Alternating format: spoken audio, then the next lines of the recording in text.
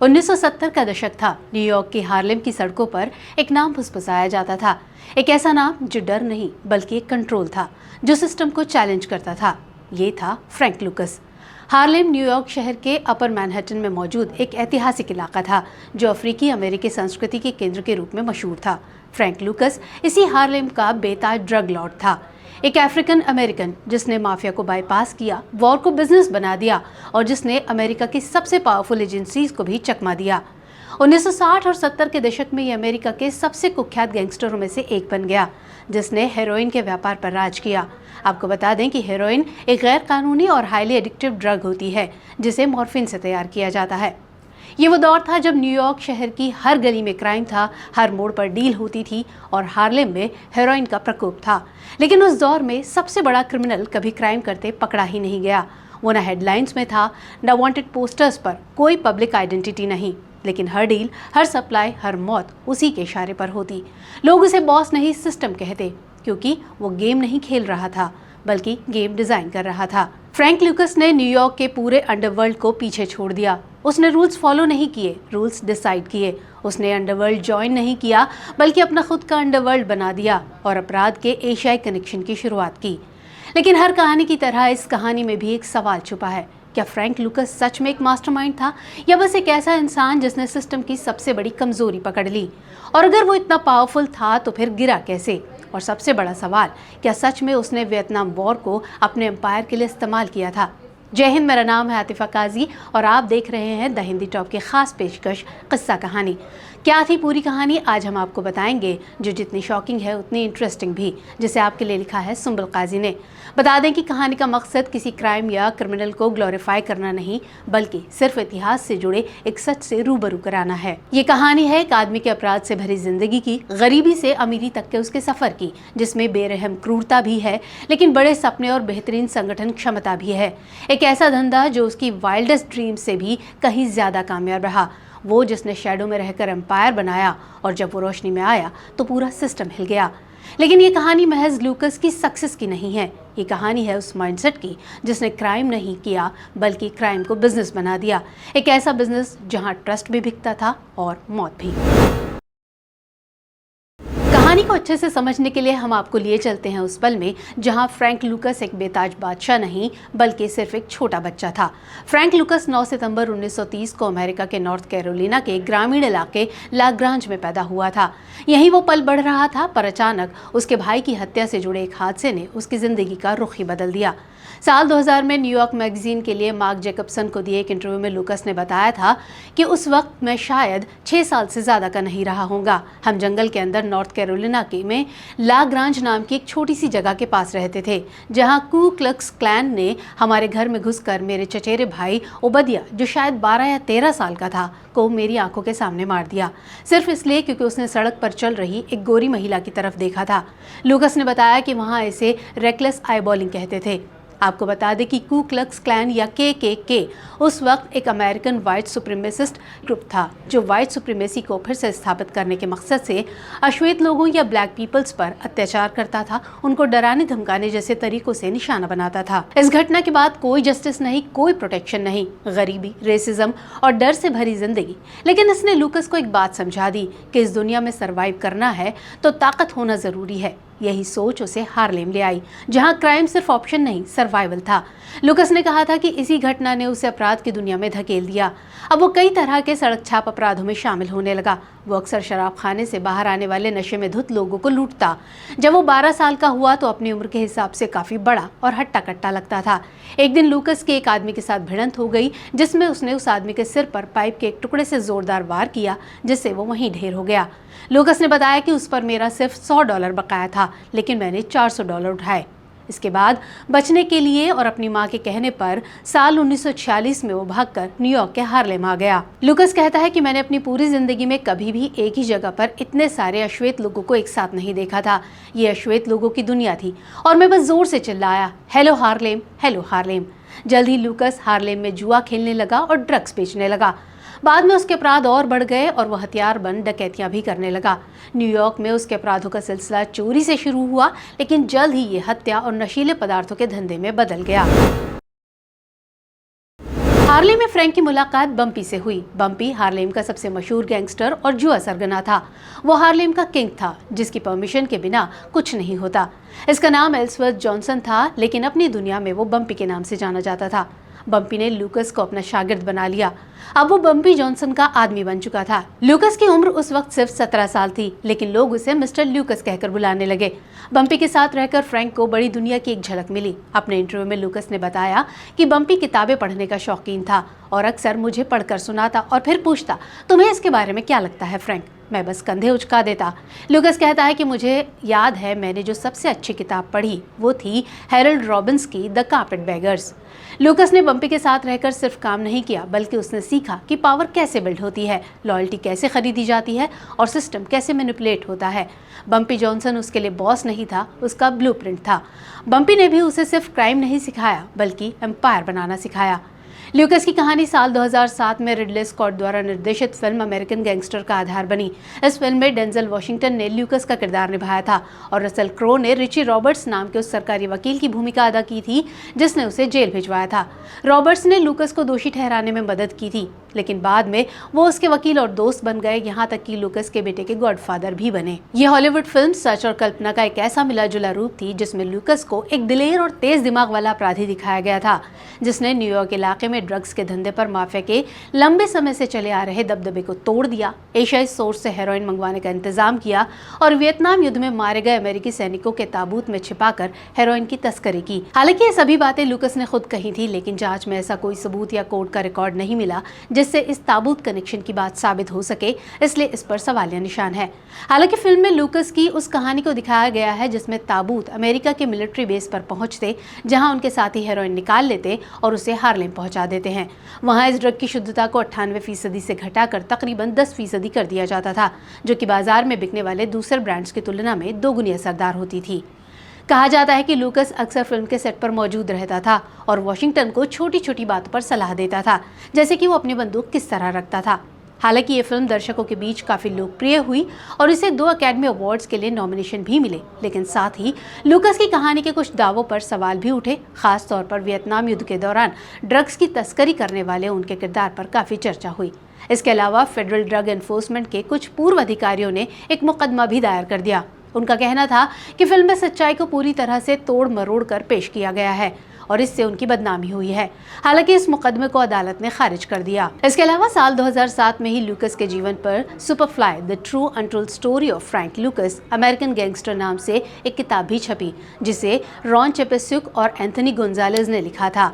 Ron ने लूकस के cadaver connection यानी शवों के जरिए तस्करी के दावे को साबित करने के लिए कोई सबूत या कोई अदालती रिकॉर्ड न होने की बात कही। साथ ही उन्होंने जांच अधिकारियों के हवाले से लूकस के कई दावों को झूठा भी बताया।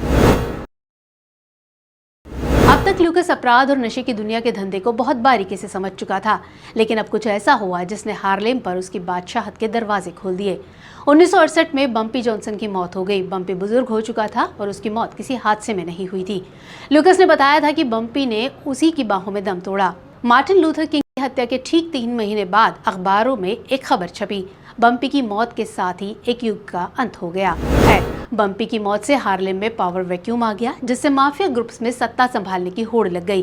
क्योंकि किंग मर गया था तो नया किंग जरूर बनेगा, लेकिन ये इतना आसान भी नहीं था, क्योंकि माफिया ऑलरेडी कंट्रोल में था और फ्रैंक लूकस उनका हिस्सा नहीं था। इसके अलावा फील्ड में और भी कई दावेदार थे, लेकिन अब लूकस ने वो किया जो किसी ने सोचा भी नहीं था। उसने सोचा, मैं क्यों ना गेम ही बदल दूं। अब तक माफिया ड्रग्स बेचती थी, लेकिन मिडलमैन के जरिए, लेकिन फ्रैंक ने खुद को सीधे सोर्स तक पहुंचा दिया और यही सोच उसे ले गई वियतनाम वॉर के बीच। इस वक्त उत्तरी वियतनाम तथा दक्षिण वियतनाम के बीच लड़ाई चल रही थी और अमेरिका इसमें दक्षिण वियतनाम का साथ दे रहा था, जहां अमेरिकन सोल्जर्स लड़ रहे थे। एक तरफ जहां बाकी लोग लड़ रहे थे, फ्रैंक बिजनेस मॉडल बना रहा था। उसने सीधे सप्लायर से डील की। Thailand, Vietnam, south east Asia, pure heroin, कम कीमत, ज्यादा प्रॉफिट, और फिर आया उसका सबसे कंट्रोवर्शियल मूव। फ्रैंक लूकस ने हेरोइन को अमेरिका में स्मगल किया, डेड सोल्जर्स के कॉफिन्स के अंदर रखकर, जिसके बारे में हम आपको पहले ही बता चुके हैं। हालांकि ये सच है या नहीं, इसके कोई सबूत न होने की वजह से ये बात कंट्रोवर्शियल है। 70 के दशक की शुरुआत में जब वियतनाम युद्ध जोरों पर था, तब ब्लू मैजिक नाम की एक बहुत ही असरदार हेरोइन दक्षिण पूर्व एशिया के एक रहस्यमय रास्ते के जरिए हार्लेम और नेवाक में बड़े पैमाने पर आने लगी। हालांकि उस वक्त हार्लेम में नशे की कई ब्रांड मौजूद थी, जैसे ट्रू ब्लू, मीन मशीन, डिग डाउन वगैरह वगैरह। ये ऐसे ब्रांड थे जो सेलोफेन की थैलियों पर रबर स्टैंप से छापे जाते थे। लेकिन कोई भी ब्रांड फ्रैंक लूकस की ब्लू मैजिक की तरह नहीं बिकता था, क्योंकि ब्लू मैजिक एक ऐसी हेरोइन थी जो प्योर थी, सस्ती थी और सबसे बड़ी बात एडिक्टिव इतनी कि हार्लेम पूरी तरह बदल गया। इसे ल्यूकस ने एक ब्रांड बना दिया, लेकिन रियलिटी कुछ और थी। ये मैजिक मौत थी। एक पूरी जनरेशन धीरे धीरे खत्म हो रही थी। लेकिन इसने फ्रैंक लूकस को न सिर्फ एक गैंगस्टर से अमेरिका के सबसे कुख्यात ड्रग सरगनाओं में से एक बना दिया, बल्कि न्यूयॉर्क की ड्रग की दुनिया के शिखर पर पहुंचा दिया। हालांकि ऐसा नहीं था कि इस दौर में लूकस अकेला खिलाड़ी था और उसका कोई बड़ा राइवल नहीं था, बल्कि 1970 के दशक में हार्लेम में हेरोइन के व्यापार पर लूकस के साथ साथ एक और शख्स अपनी पकड़ बना चुका था। वो था लेरॉय निकी बार्न्स। बार्न्स मिस्टर अनटचेबल के नाम से मशहूर था। साल 2007 में न्यूयॉर्क टाइम्स मैगजीन के लिए मार्क जैकबसन को दिए अपने एक इंटरव्यू में बार्न्स ने कहा था कि उसे नाम इसलिए मिला क्योंकि वो अक्सर सजा से बच निकलता था। लेकिन 1977 में गिरफ्तारी और उसके बाद मिली आजीवन कारावास की सजा के बाद उसका नेटवर्क पूरी तरह ध्वस्त हो गया। लूकस और बार्न्स हार्लेम में हेरोइन के व्यापार के दो सबसे बड़े राइवल थे, जो बड़े पैमाने पर और एक दूसरे से होड़ करते हुए ड्रग्स का कारोबार चलाते थे और नशीले पदार्थों के व्यापार पर दोनों का ही दबदबा था। इसलिए दोनों के बीच हमेशा तनाव बना रहता था। लेकिन देखा जाए तो शायद ब्लू मैजिक की बेहिसाब कामयाबी और उसकी महत्वाकांक्षा ने ही लूकस को एक अलग पहचान और जगह बनाने में मदद की। हालांकि दोनों का अंजाम एक जैसा ही हुआ, पहले गिरफ्तारी और फिर सरकारी मुखबिर बनना। खैर, लूकस ने हार्लेम में हेरोइन की बिक्री पर माफिया की मजबूत पकड़ को तोड़ने के लिए दक्षिण पूर्व एशिया के गोल्डन ट्रायंगल कहलाने वाले इलाके से सीधे हेरोइन मंगाने का एक रास्ता तैयार किया। अधिकारियों को दिए अपने बयानों में उसने बताया था कि हार्लेम और नेवाक में अश्वेत डीलरों द्वारा बेची जाने वाली हेरोइन की सप्लाई पर माफिया के एकाधिकार को तोड़ने के लिए वो थाईलैंड में लेस्ली एटकिंसन से मिला। लेस्ली को आइकी के नाम से जाना जाता था। एटकिंसन बैंकॉक में एक बार चलाता था और अश्वेत लोगों को ड्रग्स बेचता था। उसने ल्यूकस की मदद का वादा किया। गोल्डन ट्रायंगल पर ही ल्यूकस ने लुचाई रुबिवाट नाम के एक चीनी थाई व्यक्ति के साथ एक सौदा किया, जो अफीम के पौधे उगाता था और उसे प्रोसेस करके लगभग प्योर हेरोइन बनाता था। ल्यूकस ने तकरीबन 125 किलो हेरोइन खरीदी, जिसकी कीमत मार्केट में लगभग $4000 पर केजी थी और हार्लेम में माफिया इसी हेरोइन के लिए $50,000 पर केजी के लगभग वसूलते थे और फिर इसे सड़कों पर $3 लाख तक में बेचा जाता था। इस तरह लूकस माफिया के जरिए हेरोइन खरीदने के मुकाबले कहीं ज्यादा सस्ती दर पर भारी मात्रा में हेरोइन हासिल करने लगा। लूकस ने अपने 5 भाइयों को भी इस पारिवारिक धंधे में शामिल कर लिया। अपने इस हेरोइन तस्करी गिरोह को वो कंट्री बॉयज कहता था, जिसका सरगना खुद लूकस था।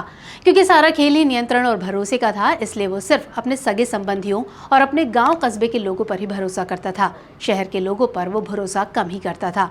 फ्रैंक लूकस अब सिर्फ एक ड्रग डीलर नहीं रहा, वो किंगपिन बन चुका था। रोज लाखों डॉलर की कमाई, लग्जरियस और लेविश लाइफ, पॉलिटिकल कनेक्शंस और सिस्टम के अंदर तक उसकी पैठ। अपने इंटरव्यू में लूकस ने कहा था कि वो 1970 के दशक की शुरुआत में, जब वो अपने सुनहरे दौर और साम्राज्य के शिखर पर था, तो अपनी ब्लू मैजिक हेरोइन बेचकर हर दिन $10 लाख कमाता था और पैसों को बेहिचक खर्च करता था। कैमन आइलैंड्स के बैंकों में उसके $52 मिलियन जमा थे और उसके पास $300 मिलियन की हेरोइन का जखीरा था।